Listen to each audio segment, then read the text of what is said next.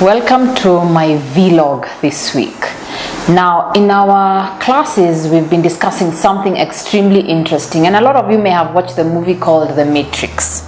And there's a scene where Neo is asked to pick the blue pill or the red pill. Now, the blue pill signifies the place where he'll go back to doing what he was doing and become comfortable and back to the life and the world he always knew. And the red pill is something completely different. As he's told by Morpheus, it's actually going down the rabbit hole.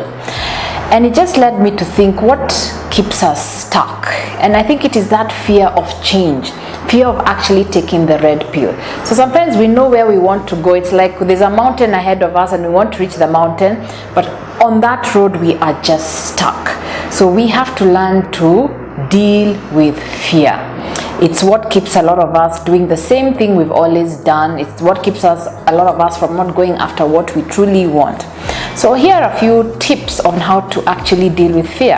The first one is just understand the emotion of fear. Despite the fact that you feel it and sometimes feel it strongly, does not stop you from making a choice that's not in alignment with the fear. So as a good book says, a good book I once read says, feel the fear and do it anywhere. So we need to learn to master our feelings and our emotions rather than be controlled by them. So even though you are scared, just do it. If you're scared of making that investment, just do it irrespective of how you feel.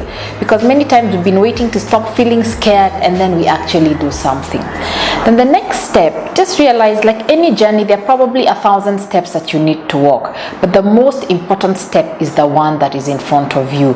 Do something. It doesn't matter about the 10 things you need to do to get where you want to be. It's about understanding where you are now and being willing to take just that first step. It could be something so small. It could be the first time you put savings into a bank account. It could be the first time you approach a prospective client for the business that you want to get into or make the call. It could be just the first time, I want to become a tomato farmer. Maybe I should go and research on how tomatoes work and how farming of tomatoes work. What is the first step that is in front of you? Don't stop with yourself because you can't see the entire way. We're not meant to see the entire way.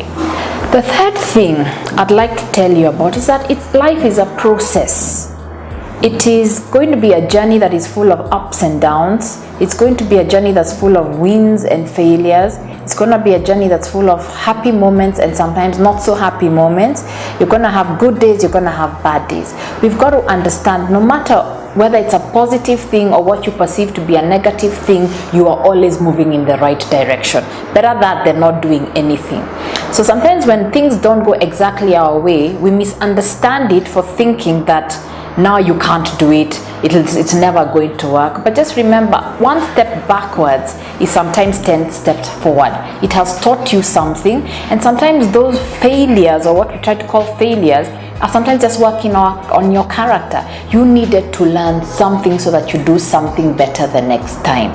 So just understand, as long as you are making a movement, whether that movement was the right one or the wrong one, but at least you had the courage to make a movement, you are in the right direction.